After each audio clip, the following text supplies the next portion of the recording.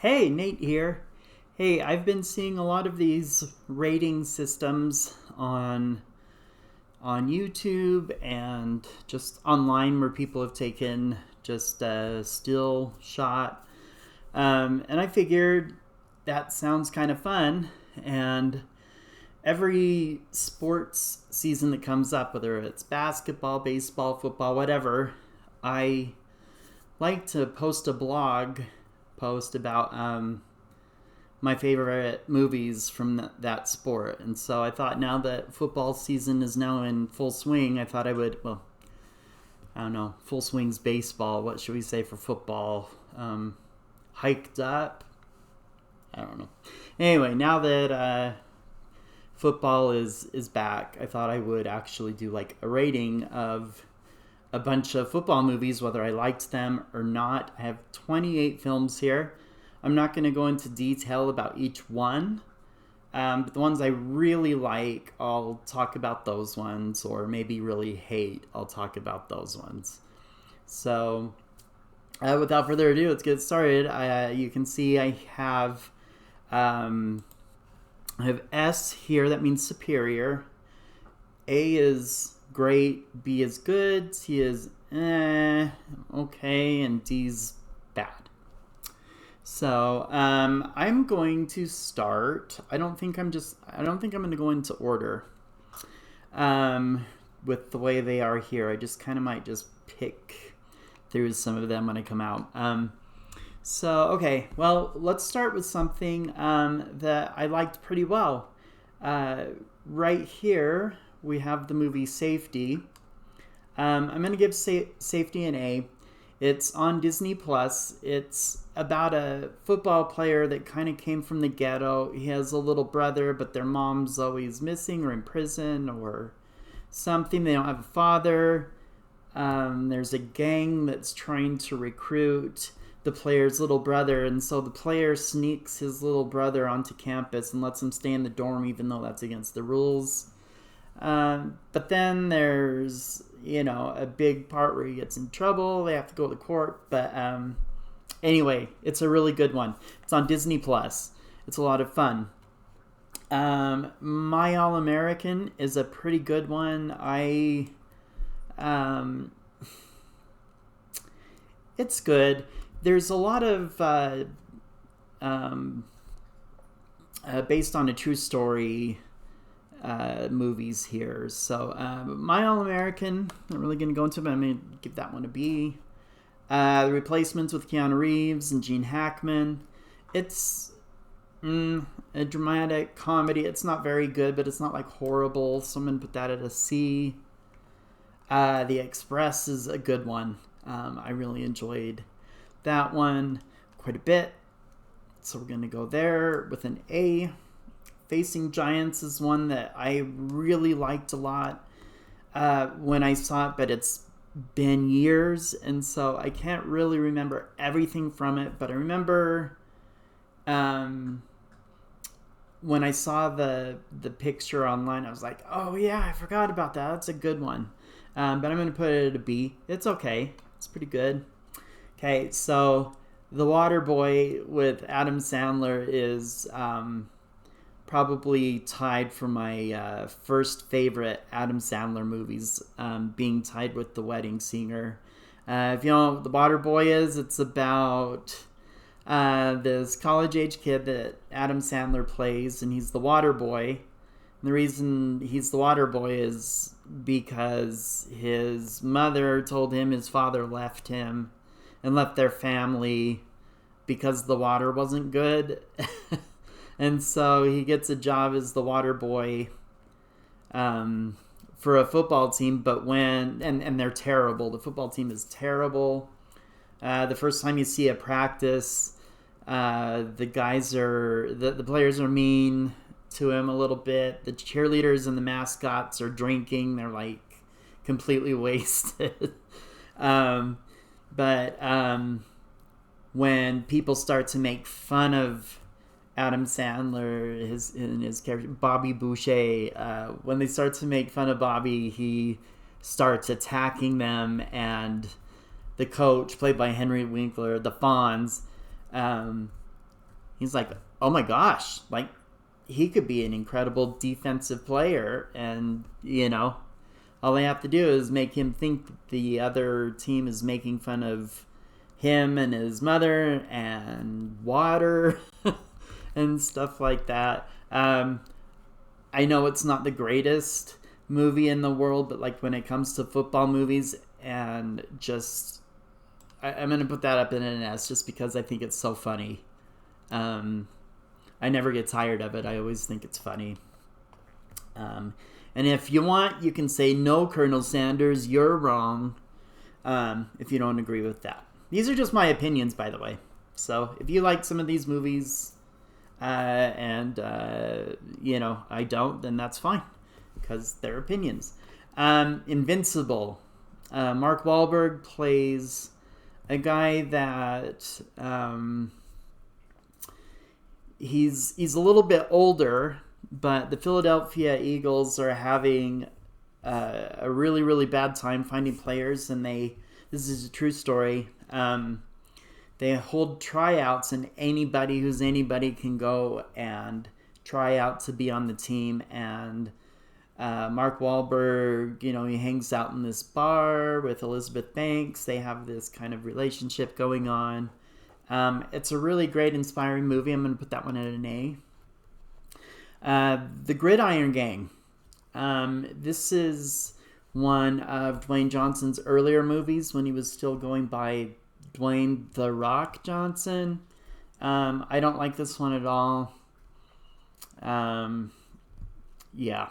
don't like this one at all. I'm going to put that at a D. Okay, back to another Adam Sandler football movie, The Longest Yard. It's actually, this one came out in 2005, but there's an older one with Burt Reynolds in it from the 1970s. So it's a remake. It's not anywhere near as funny as The Waterboy. It's okay.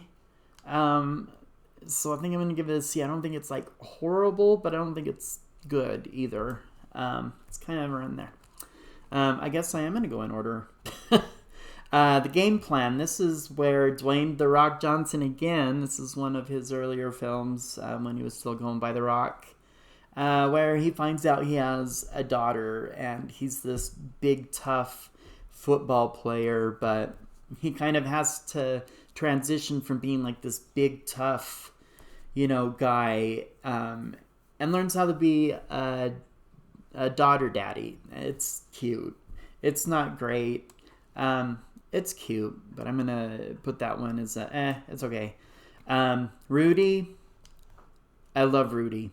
I've seen it so many times. Rudy was made by the people who made Hoosiers, which is a basketball movie, and that one's one of my favorite movies. I love Rudy.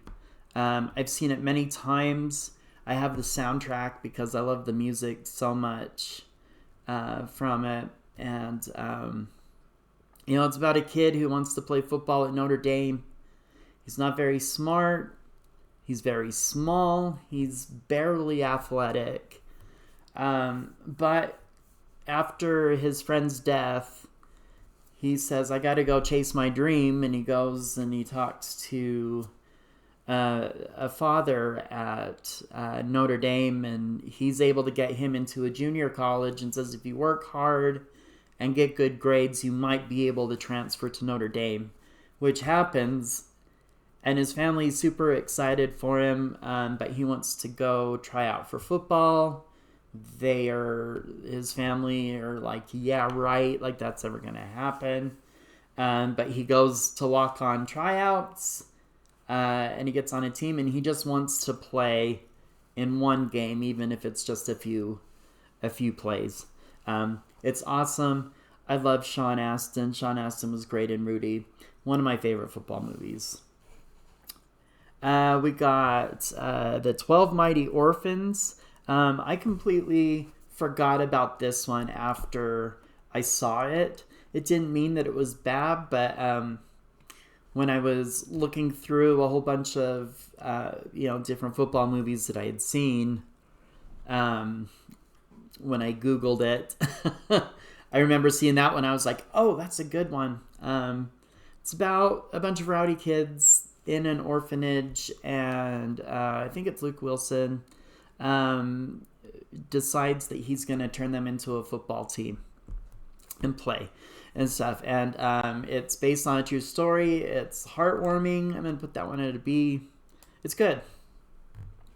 American Underdog. Okay, so I'm a huge fan of Zachary Levi. I actually saw Zachary Levi sing the national anthem at a Dodgers game a few years ago. Not a lot of people know that Zachary Levi actually got his start on Broadway and not in films or television. But I love, every time I see him in a movie, I love him. Even if the movie's bad, I still like him. And American Underdog. So one of my best friends is a huge Rams fan. I've always liked the Rams myself. And this one's about Kurt Warner. He played college football and he was really good, but he kind of he didn't listen to his coach much. By the way, his coach is his college coach is a bald. I can't remember which Baldwin brother he was, but he was in Chuck when Zachary Levi was doing the TV show Chuck. He played his college coach in American Underdog. Played a secret agent that was teamed up with him, and he was funny. Anyway, American Underdog, though, I got the feels a lot in this one. I love Zachary Levi. This story's inspiring. He goes from college, and then he's almost drafted, but then doesn't get drafted. And then he ends up playing arena football, and that opens the gate for him to get invited to tryouts for the St. Louis Rams at the time. Now they're the Rams used to be in Los Angeles, then they were in St. Louis, and now they're in Los Angeles again. So, but yeah, American Underdog's great. It's one of my favorite football movies, and movies about faith and God. It's really great. I love that one. Brian's song.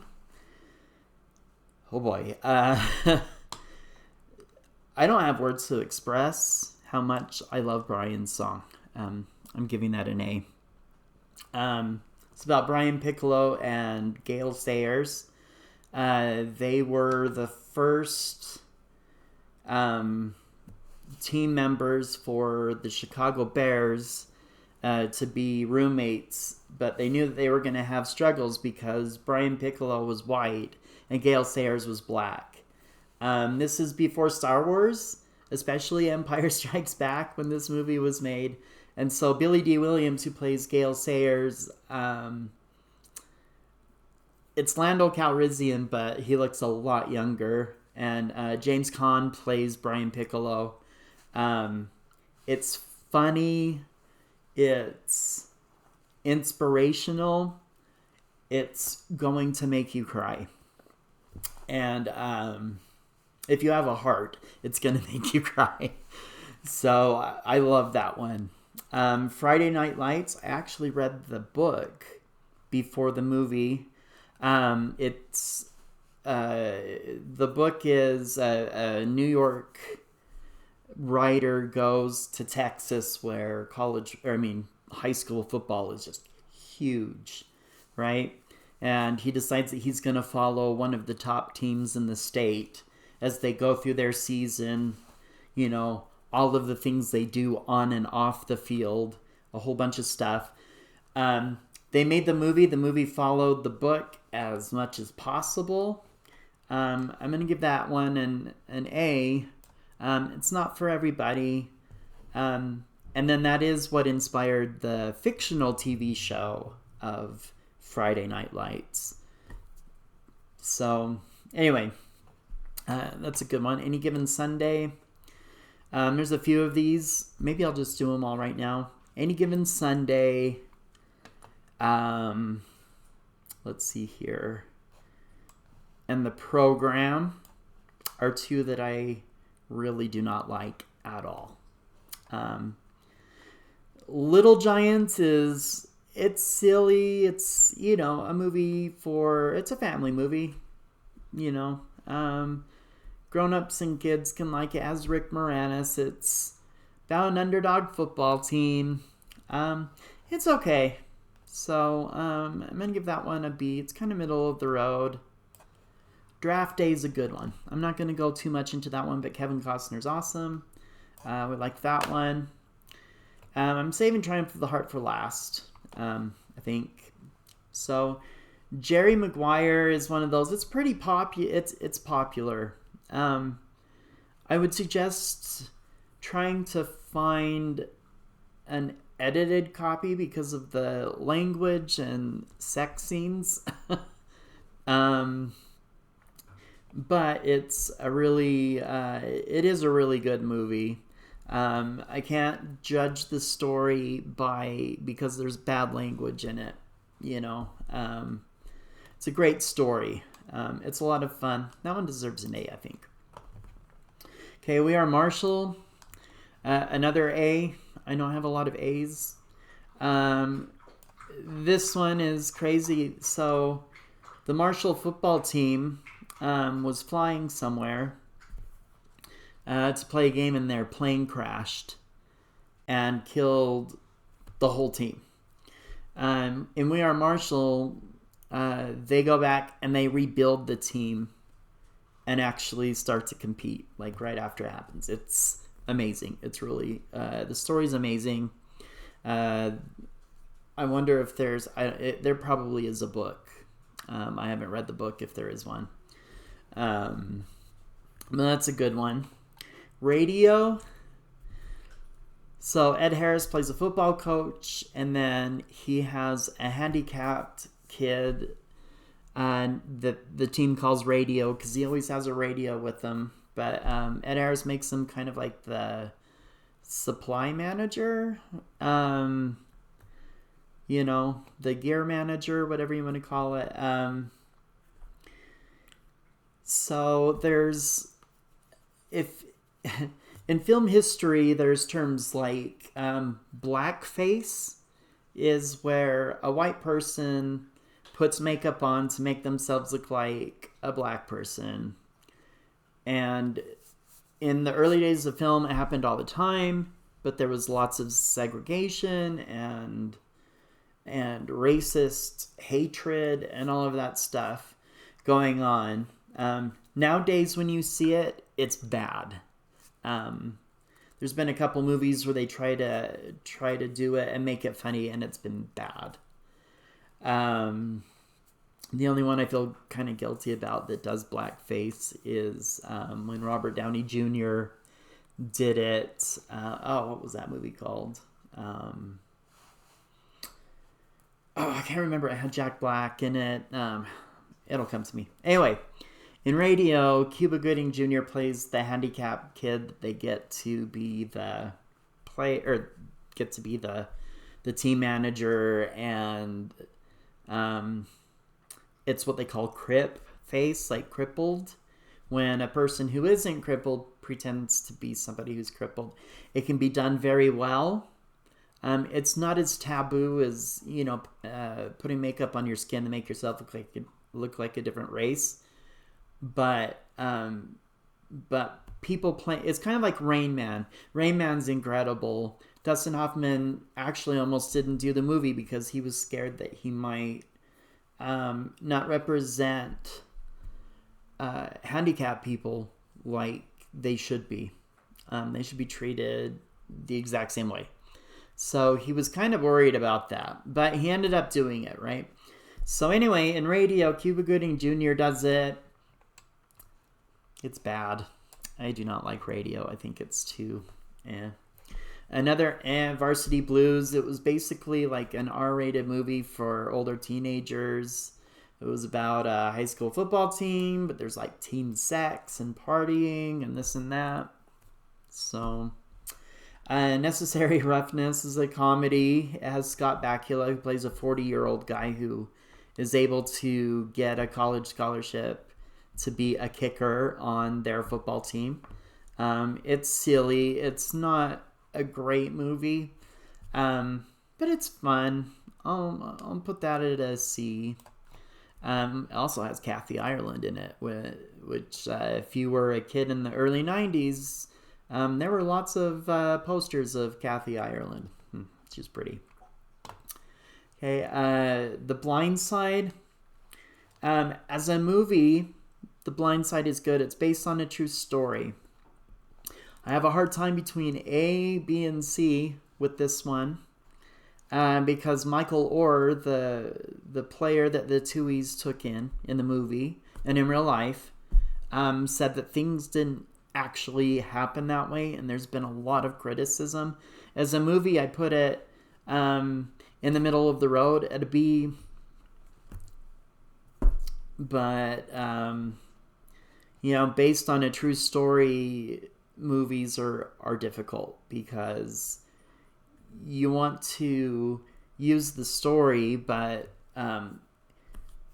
when you're taking something from real life and converting it into a script and into a movie, you can't put everything. Like even Rudy, I have Rudy up here in the S, but I've met the real Rudy, and I asked him a couple of questions, and he said that there were characters in the movie that happened to be like, there were other people that were helping him along the way to get to Notre Dame. But they combined all of those people into the priest or the father that he talks to. So it's, the story happened. The story is pretty much right. But there is a little bit of creative liberty that they use to kind of make the movie work and give you the feels, make you feel good, So there was that. Remember the Titans. I love this one. I'm giving it an A. The funny thing about this is, in Remember the Titans, it's about a black coach in the 60s that comes to a high school of, white kids, but then they're non-segregating the school. And so now you have African Americans and white kids going to the same school, and there were a lot of problems, this and that. But the football team kind of bands together, both white and black players, and then they're kind of an inspiration to everybody. And a fun note, so my dad's side of the family all comes from Virginia. And Remember the Titans takes place in Virginia, and the football team that they play at the end of the movie is the high school my grandma went to, which is kind of cool. Bad thing about Remember the Titans, and I'm putting this like as a movie, and maybe not real life, but I dated a girl that went to the high school and lived in that area, and she said that the racism is still pretty bad. Whereas Remember the Titans makes it seem like they completely cured racism, in the community and at the school. She said that it's still pretty... people are still kind of racist there. But, it's a great movie, great story, great soundtrack. Has a lot of great soundtrack songs. I've saved my two of my favorites for last. I'm going to do The Freshman. The Freshman is available on YouTube for free. It came out in 1923. It's a Harold Lloyd movie. It's hysterical. It's so funny. It's about a guy who is getting ready to go to college. He's really excited. He wants to become the big man on campus. He wants to play on the football team. He wants to be the most popular guy at school. However, he is kind of dorky. And what happens is he meets a girl on the train on their way to college. And they kind of have this cute little encounter where they're doing a crossword puzzle together on the train. And One was like another word. One of the crossword puzzle questions was like another word for sweetheart or something like that. And then they start saying darling, precious, and they're going back and forth saying them. And there's this old lady on the train that overhears them and turns around and starts smiling. And then she says, "Isn't it wonderful to be in love?"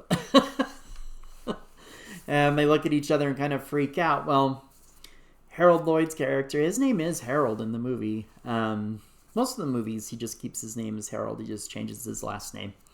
But when he gets to college, it turns out that his room and board is actually owned by the mother of the girl he liked, or, he met on the train.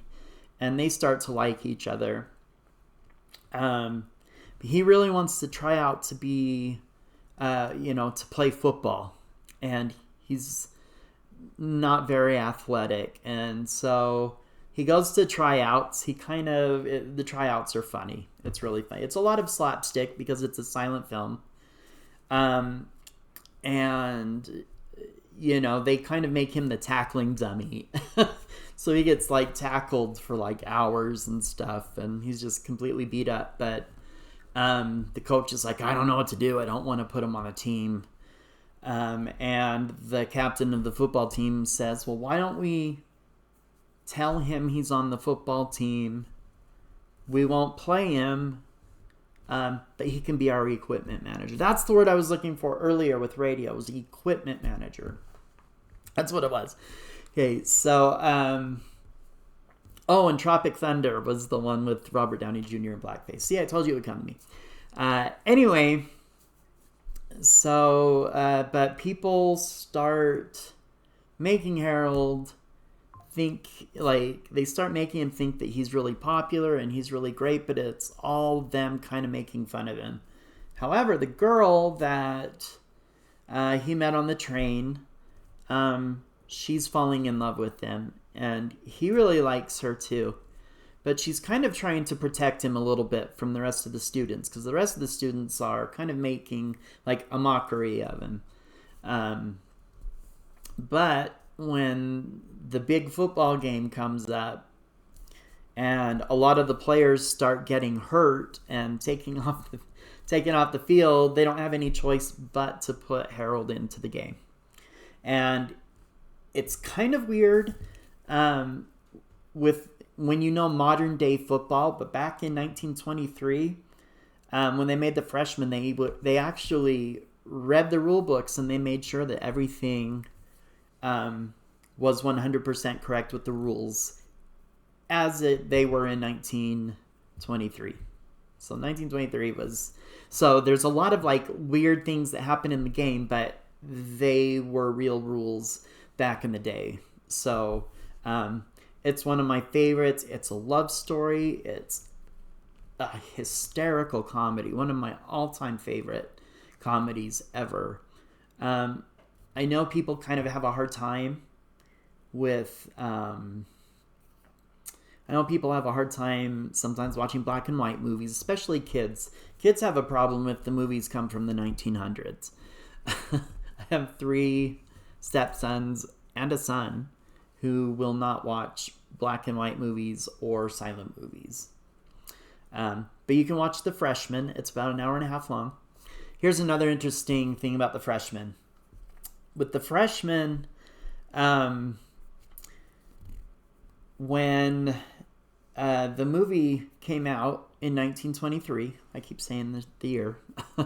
When the movie came out, a newspaper asked the audience to write down their 10 favorite moments and jokes, and then when they came out, they would give it to the paper, and the paper, excuse me, the paper, kind of reviewed the film and then said what people liked about it or thought was funny about it.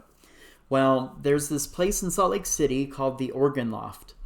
And in the spring and fall, they have, it's like a wedding reception center, or, if you're having your 50th wedding anniversary or whatever, you go there, you know. But on the weekend nights in fall and spring, they show silent movies. And they actually have a 2,000 piece, that's right, 2,000 piece pipe organ, and the pipes surround the whole building, inside, of course. And a guy comes out and he watches the movie and plays, like, you know, kind of like that he's watching and he's playing the organ.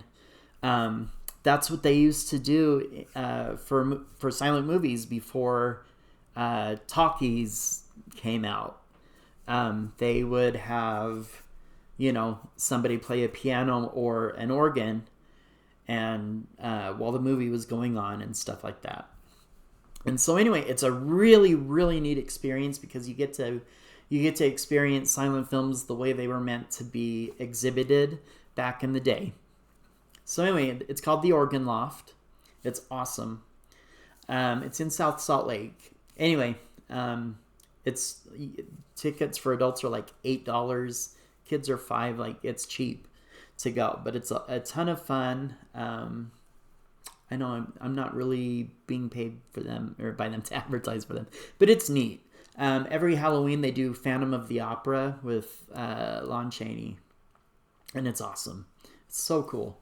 But anyway, the Freshman is so at the Organ Loft when I went and saw the Freshman, they did the same thing the newspapers did. And they would take they gave us paper and a pencil, and we wrote down our 10 favorite things.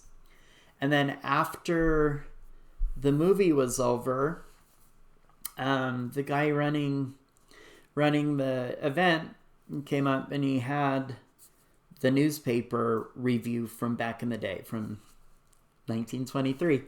And 9 out of 10 things that everybody had written down were the exact same things that people had written down when they saw the movie in 1923. So what does that tell you? That tells us that this movie is timeless. The comedy, the things that happen in this movie are hysterical. It doesn't matter how old the movie is. It's an experience, and it's great. And it's amazing that, you know, 101 years later, we're able to watch that movie and it's still just as funny. There's only one joke in that movie that I had to look up online. I can't remember the name of the person, but it says something like, the dean of the school is so mean, it makes so-and-so look like a saint. But I didn't know who that person was. I had to look him up, and I don't remember off the top of my head who that was. That was the only joke I didn't get. Everything else is hysterical. It's physical. You know, in silent movies, they would bring up title cards where they would say a little bit of the dialogue, right? One of my favorite ones is it's a fake university in the movie. It's called Tate, Tate, Tate University. And when the train ride scene is done and he gets there, it shows the school. And it says, Tate University, a large football stadium with a school attached. I love that joke. Because that's what it always seems like. It's a large football stadium with a school attached. Oh, I think it's great. It's hysterical. It's free on YouTube. And you should watch it. It's incredible. They also have a Criterion Collection version of it, which is a DVD and Blu-ray. And I think now they have a 4K version of it, even though it's a silent film. But if you don't know what the Criterion Collection is, it's a movie company that makes special edition DVD and Blu-ray releases that have a lot of cool stuff that come with it. The Freshman had a book about the making of the movie, and the book looks like a yearbook from the year he's in college. It's, they have a whole bunch of things. I have it for Fantastic Mr. Fox, the Wes Anderson stop animated movie that I love. And, like in the book, that comes with the DVD and Blu-ray, it shows, all of the different stop animated people or characters. Not people, because I guess there are people in Fantastic Mr. Fox. As they have tons and tons and tons and tons and tons of special features. The Criterion Collection is great, but they are expensive. They don't have digital versions of Criterion Collections because they're physical media that come with little trinkets that are cool and stuff like that. Okay, I've been saving my very favorite for last. We're going to come back up here with an S. And that's Triumph of the Heart, the Ricky Bell story. It is on Netflix.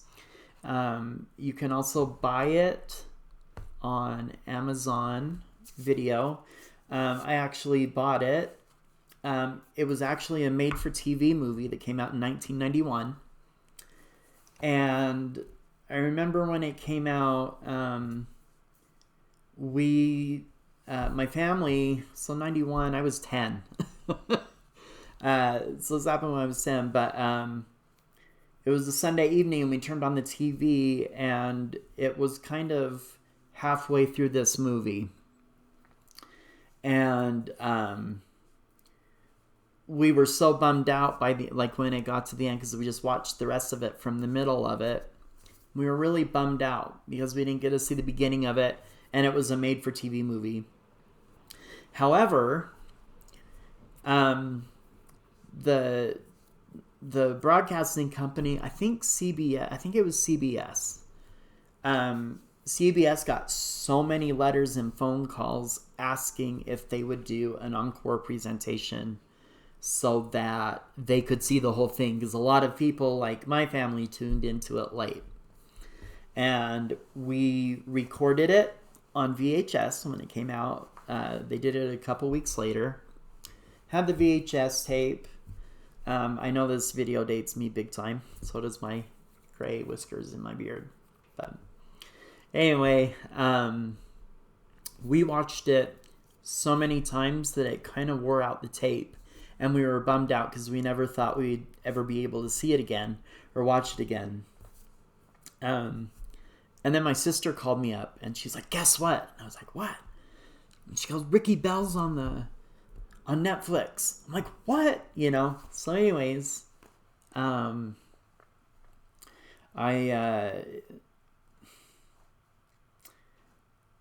recommended this movie on my blog before. What it's about is it's about this football player named Ricky Bell. And he plays for the Tampa Bay Buccaneers. He went to college. He went to USC. And while he was there, he got a degree in speech therapy. And so he would go out into the community and he would meet with kids for an hour or so. And they would, and he would kind of try to help give them some tips and tricks for their speech therapy, like if they had speech impediments and stuff. He would try to teach them ways to fix those things. But again, he would only meet these people or these kids for, an hour or two at the most. Anyways, he meets this boy named Ryan Blankenship. And Ryan is... this is a true story movie too. Ryan Blankenship was a kid who had really bad speech therapy. He couldn't write letters at all. And so he was having trouble in school because his parents felt he was smart enough to be in a regular class, but the teachers, in the school district were like, we can't read anything he writes. We can barely understand anything he says, really, But anyway, his family, I'll go up a little bit, yeah. His family actually works at the football season or at the football stadium, and they have season tickets as well for working there. So if they're not having to work, they have tickets to watch the games. And Ricky Bell is this incredible player. Well, anyway, Ryan's family works there, and they're huge fans. And everything, and so they're able to. Ricky Bell picks his name basically off of a list, and he goes to the Blankenship household, and he meets Ryan, and he sees that Ryan he's pretty far. His speech therapy's or his speech is really bad, but Ricky kind of feels sorry for him, but he also witnesses when he shows up to do the speech therapy session with Ryan. He also sees that the kids in the neighborhood are making fun of him, and there's a bully in the movie you just want to slap upside the head every time you see him.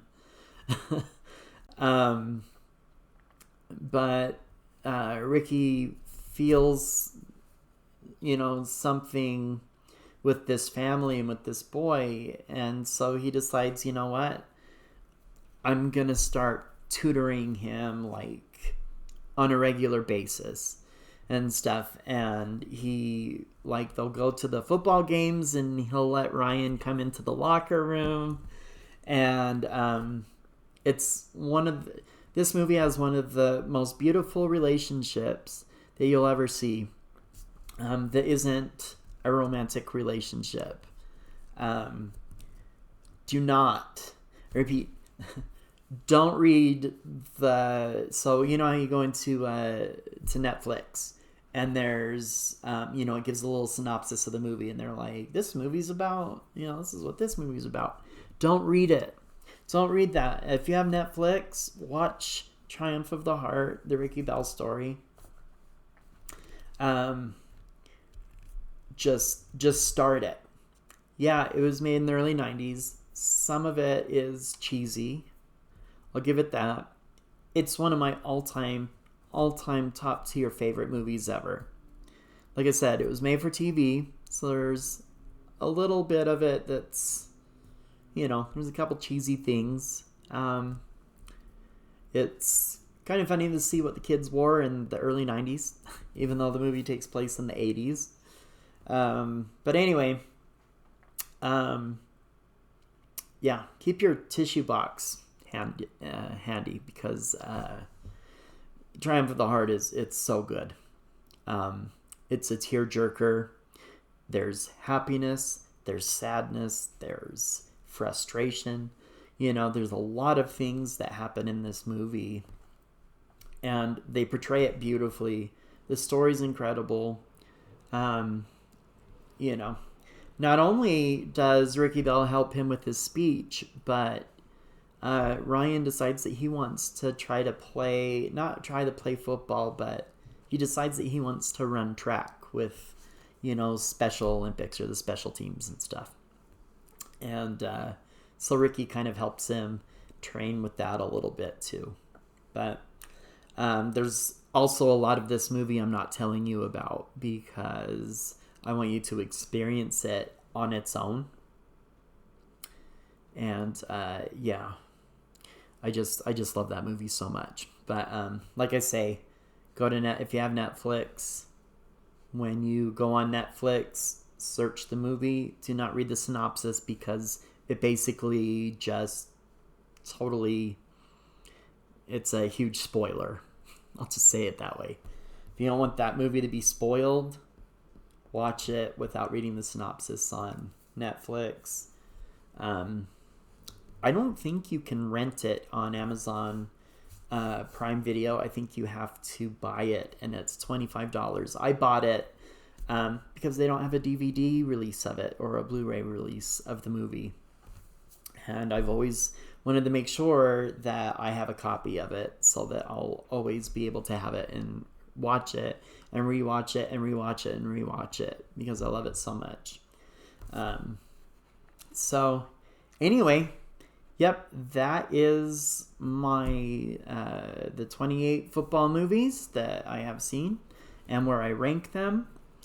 And yeah, some of you might completely agree with my picks. Some of you may not, but it's just my opinion. If you'd like, you can write in comments and say what movies you would put somewhere else. I think maybe I was a little kind with The Waterboy. But it would still be in the A category for me if I moved it anywhere else. But I think it's so funny. I love that movie. It's great. But yeah, those are my picks. Let me know in the comments if you like those picks or if you don't. Maybe suggest other football movies I haven't seen. I know there's a lot of movies about football I haven't seen yet. So, but those are the 28 ones that I remember seeing and remember well enough not, to make the list. But anyway, I really hope you enjoyed the video. And if you enjoyed it, maybe I'll do other ranking videos in the future. Maybe not even just movies, but maybe even do something like my favorite and least favorite Beatles albums or something like that. I don't know. This is an example, but anyway, thank you. If you made it all the way through this video, thank you so much for watching all of it.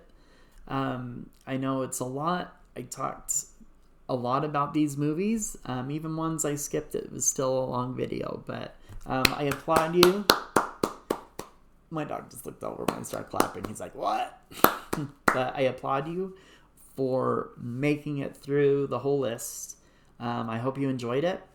And like I said, if you enjoy it, then I will try and see and do other lists in the future. So thanks again for watching. We'll see you later.